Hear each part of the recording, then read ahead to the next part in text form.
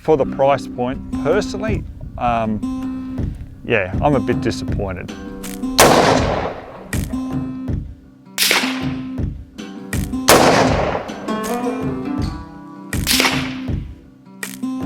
.8 of an inch, so you know, not too bad for the 3 shots there.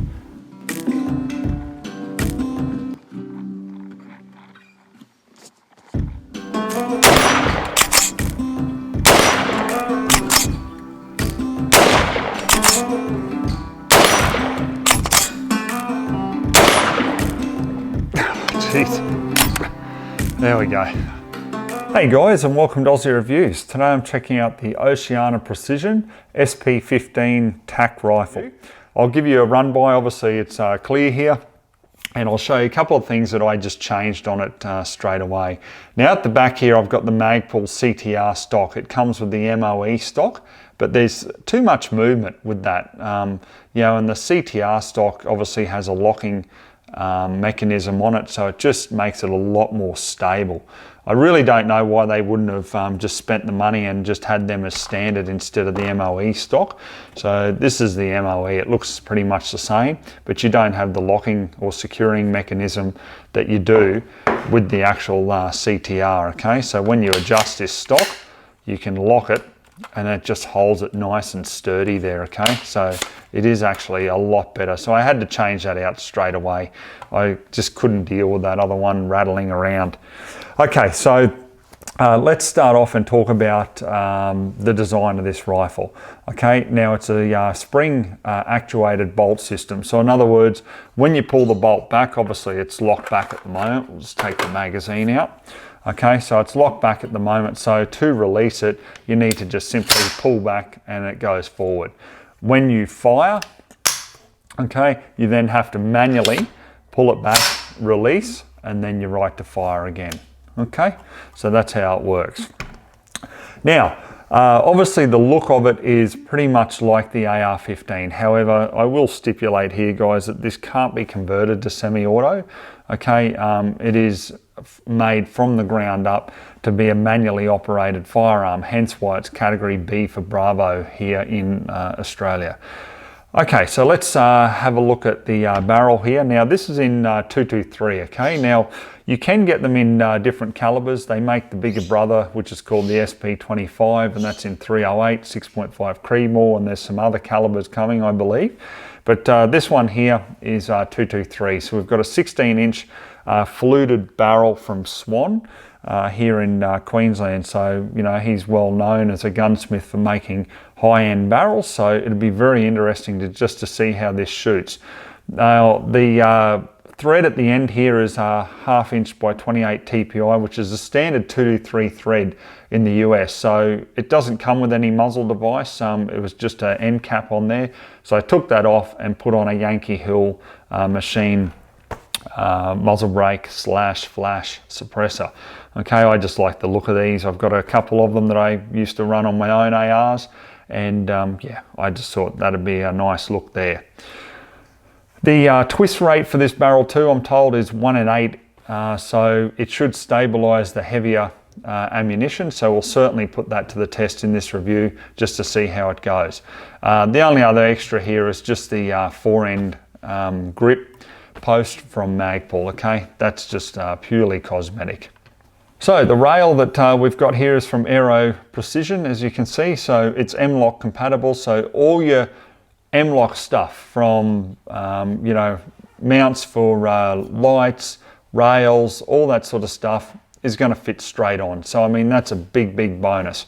Obviously, too, this SP-15 allows interchangeability with AR-15 forends. So, you know, if you've got a forend that you like from another manufacturer, yeah, you can put it on here and good to go. So that's a really good thing, because obviously not everyone's going to like this forend. I mean, me particularly, I like it, but there'll be others that want to replace it with something that they like, and you can do it. That's the great thing about it. Coming back to the receiver here, so we've got upper receiver, lower receiver. It's in the burnt, I should say, bronze Cerakote.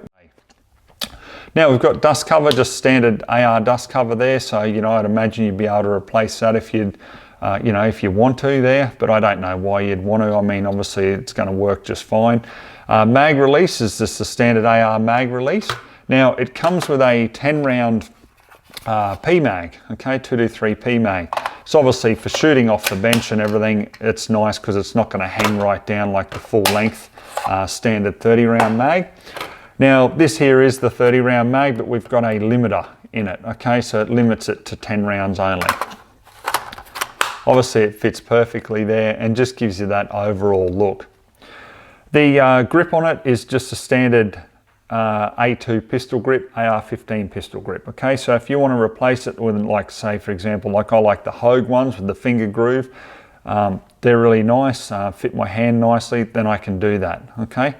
The trigger on it is a single stage trigger, breaks very crisp at 3 pounds, so I really don't see any need to replace that. A really nice trigger that they've made there. Our safety selector, let me just turn her over here, okay, is just your standard AR selector. So you've got safe and then fire. So for those of you who are used to using an AR-15, will be very familiar, you know, with that. Now here, the only difference that I can see is with the bolt release, it's not like the standard AR, okay? You can't push it in to release that bolt. And I've been told that the reason for that is the first edition SP-15s had the normal release on it, but people were hitting it and then the actual bolt handle here was catching their thumb or their finger, so they've removed that. So obviously you've just got to pull it back, you know, to release it forward. Obviously when there's a round in the magazine, it'll go forward, or, you know, if you've got the mag out, just pull it back and release it like I just showed you before. So yeah, so that's how that works there.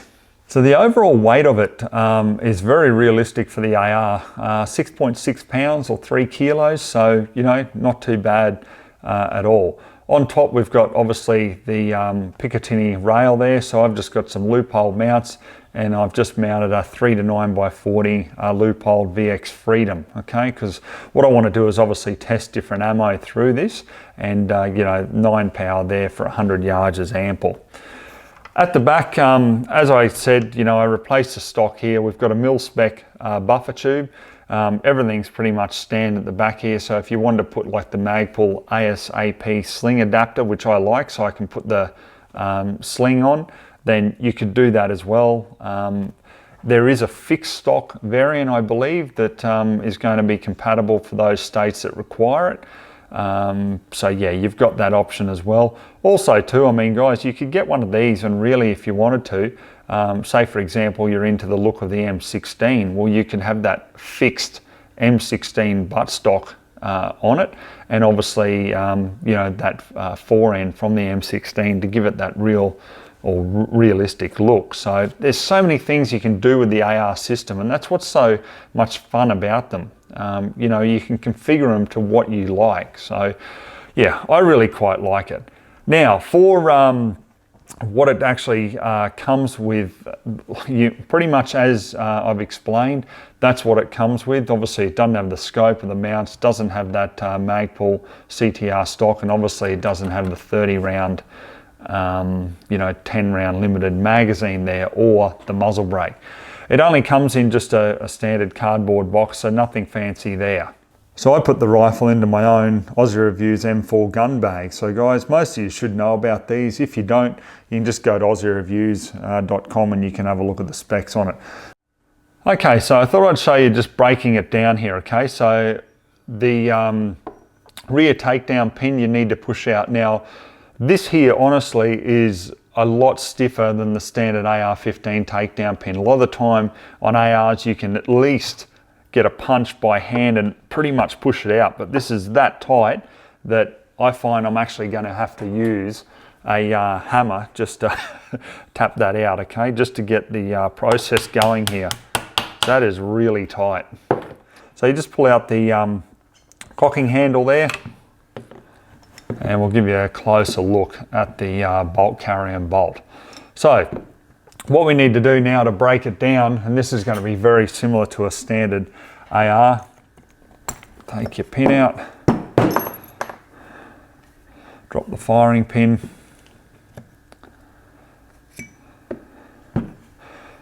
And that's it. Okay, so that's all taken down. So that's very easy to clean. Okay, I really quite like the idea of this. I do actually like the idea of this over the Warwicks, where the Warwicks really had a quite a different bolt carrier equivalent. This is more towards the standard AR, but obviously, you know, it doesn't have a gas key or anything like that. So once again, it, you know, can't be used as a semi-auto. But the great thing is here, like from what I can see, your ejector, your extractor is just a standard AR-15, so you know, easy to get the replacement parts for these and keep your rifle well maintained. The cam pin, pretty much standard as well. Yeah, the firing pin, once again, that looks standard to me. So yeah, it's great that they've used just pretty much standard parts where they can, because obviously it makes it very easy to maintain and replace those worn parts. Okay, so all back together now. You've also got the option for the charging handle to be ambi, okay? So you can have it on the right-hand side there. So depending on, you know, whether you're left or right-handed with shooting, or your preference is just to have that cocking handle on that right-hand side, you know, that is also an option. Now, I will say too, guys, with the trigger, it is a standard AR trigger, okay? So if you did have a replacement AR trigger that you wanted to put into the rifle, you could do it. However, I don't know why you would. I mean, this is ample. It's a very nice trigger in general from what I can see. Or the other thing is too, naturally, if you do have an AR or some firearm that takes a compatible AR trigger, you may want to have a look at these guys and their triggers, you know, because it is a really nice, crisp single stage trigger. So overall, guys, made here in Australia. That's the big bonus about this rifle system, you know, that someone has obviously invested their time and their money into doing this and producing something for the Australian market. So, you know, that's a couple extra bonus points as far as I'm concerned, but really what it comes down to is, does it perform? So let's get out on the farm now and see if it does. The price of this rifle, I'm expecting really good performance because it is $4,300, okay? So let's see just how good it is. All right, so let's run you through the ammo we'll use in the Oceania. So we're going to start off with the American Eagle, which is a 50 grain varmint tip, or tipped varmint as they call it. Then we'll go to Federal Premium loaded with the 52 grain Spear projectile. Then the OSA ammunition with the 55 grain Sierra Game King. Then we'll go to the Hornady VMAX, which is a 55 grain pill as well. And then let's test out this 1 1/8" twist with the 75 grain Hornady TAP. So we've got a target up there at 100. So what I'll do is I'll put 3 shots through it, just being that, you know, pencil thin barrel, and we'll just see which one performs the best through the rifle.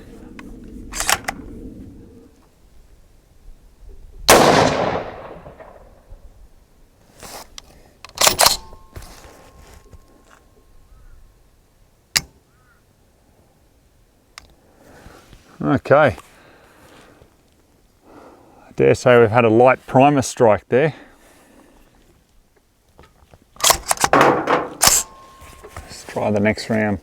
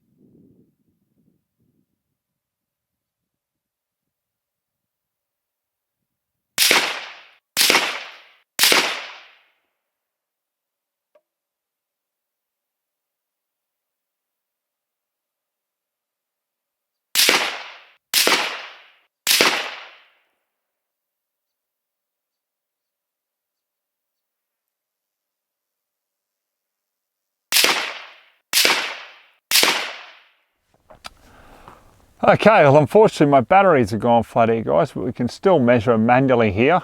The first one, the 50 grain American Eagle, I mean, geez, we've come in at what, 3 3.5 inches, about that. So that was throwing that everywhere. I don't know what was going on there. Then we come down to the 52 grain ammo from Federal Premium. We've come in at 1 inch, right on. Then we've got the 55 grain Game King from OSA. So we've come down nicely there. Oh, we've got a little bit of power in my display there. So we've come down to 0.8 of an inch. So, you know, not too bad for the 3 shots there. Then we come up to the Hornady VMAX. We've had a little bit more spread there for the 3 shots. We'll be at just a tad over 1 inch there. Then down to the 75 grain TAP. We're going to be exactly the same there, just over 1 inch.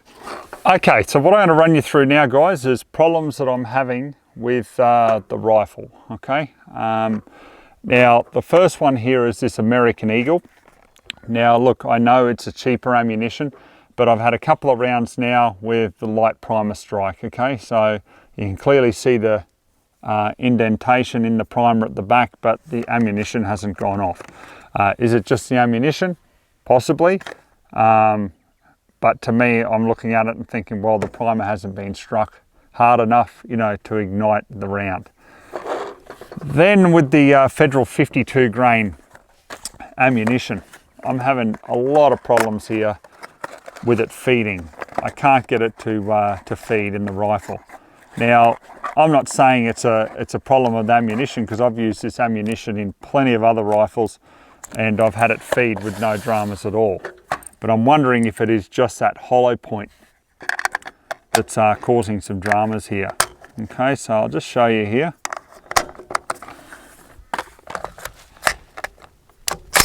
Okay, so we've had the first round chamber. Let's fire that. Second round.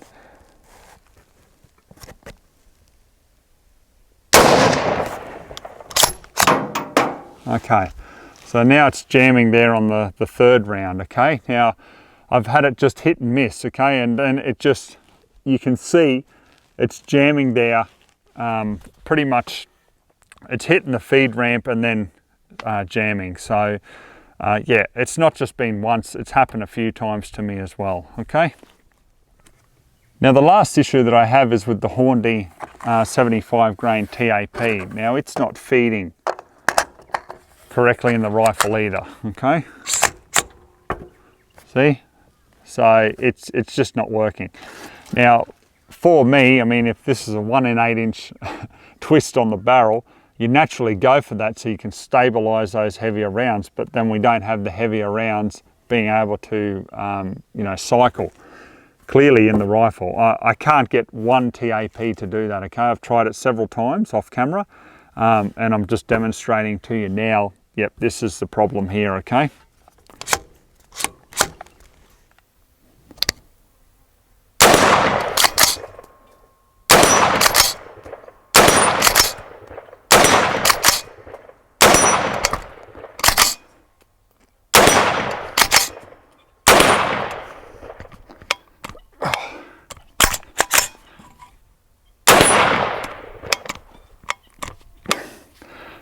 yeah. Geez, it gets stuck, you know, like when firing multiple times.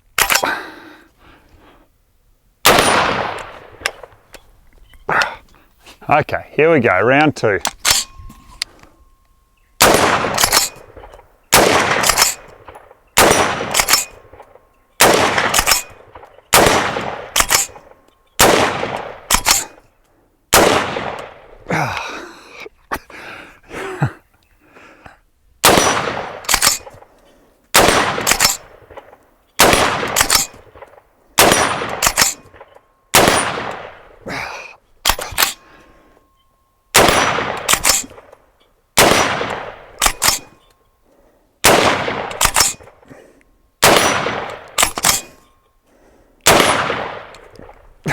Jeez. There we go. So guys, look, I don't know what to say. That's a couple of different ammos through this, And yeah, as it starts to heat up, about that 5th round, it just starts getting so tight. I mean, you can't even pull that bolt back properly, as you've seen. Or if you really reef it back, you open your knuckle up like I did. So yeah, there's not much use me doing a bit of fun with this rifle, because how can I run along and you know, swap mags and everything if I'm having to use that much force to try to cycle the action. Okay, so let's try it without the muzzle brake to see if it makes any difference whatsoever to this sticking bolt.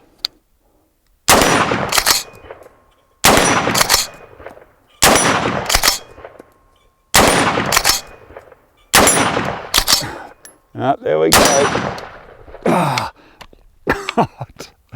It gets like that 5th shot, hey, and it just obviously heats up.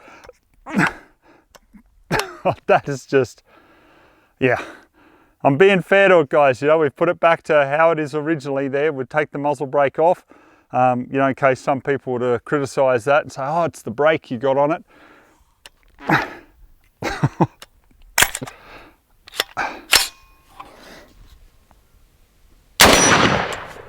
Jeez.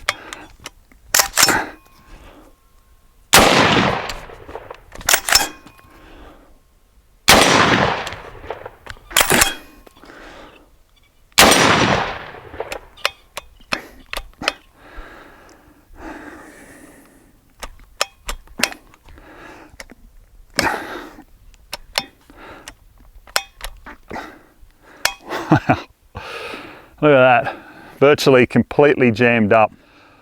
Okay guys, so just to be fair here, we've just put the normal thread protector back on. I've cleaned the entire rifle, it's cold. Okay, this is a couple of hours after I finished up the main part of the review. So we've got 10 rounds of the OSA 55 grain Game Kings, and I've got another 10 rounds here. So I just want to see if it's going to stick now that it's really cold. Okay, I just want to hopefully isolate this problem a little bit more. So let's just see how we go here, okay?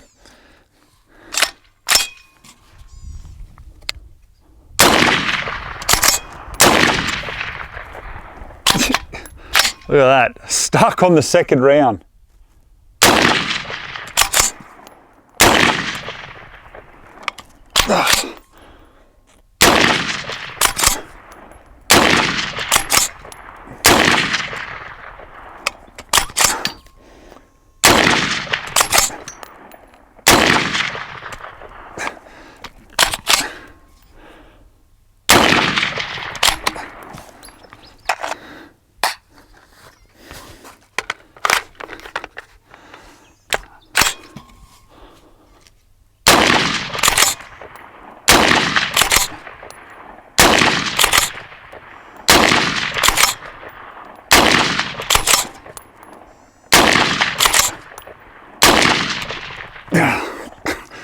I thought we were actually going to have some luck then.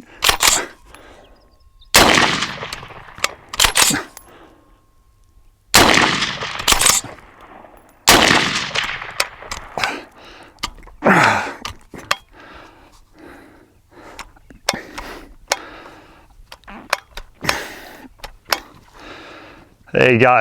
I mean, that's completely stuck. Okay guys, I'm going to wrap up my final thoughts on the Oceania Precision SP15 rifle. To be quite honest, I have to say personally I'm disappointed. $4,300, and there's a couple of reasons why genuinely I feel that way myself. You get this style of rifle for those rapid, quick follow-up shots, let's be honest. Different types of ammo there, I'm running through it, and as it's heating up, it's just getting that tight that I can't even cycle the action properly. That's a major issue to me. Also as well, the feeding. Now, you know, there's going to be people out there who are going to want to use hollow point ammunition, just as that 52 grain spear from Federal is. And to have problems with it jamming, that's not good enough on a rifle this price point in my view. Also as well, if you've got that 1 8" twist barrel, then you want to use that heavier ammunition. You know, you want to have that option there available to you. So I can't even get the TAP to feed at all. As for the American Eagle, look, they're probably using military primers, I'm not sure, but that might be a reason just for those lighter primer strikes, you know. But still, it's something that you just wouldn't expect on a rifle at this price point. Now, it's not all bad, okay? I do have quite a few likes about it. What I really do like about it is the fact that you can just put so much AR furniture on it. It's got the weight, the feel, everything, and it is nicely done. There's no two ways about it. You can see the machining is very precise and finished really, really nicely. I wouldn't worry about the original MOE stock. As I said, I'd be just putting a CTR on there. And honestly, for the price difference between the MOE and the CTR, seriously, I don't understand why they wouldn't offer that as a standard so people can lock that stock in tighter than what that MOE stock offers. Now, trigger on it, you know, beautiful. It's a nice, crisp, beautiful trigger. Great for a precision shot, or, you know, just up to the shoulder and shooting from there. There's a lot of things I do like about it there, guys, but ultimately, look, it's just me personally. You guys do as you want, you buy what you want. I'm pretty sure that it would be a fairly easy fix to be able to get this to feed the ammunition and everything correctly. But to me, for the price point, personally, yeah, I'm a bit disappointed. Okay, so that's my honest thoughts on the rifle. Hope you really enjoyed the review. So till next time, we'll catch you then.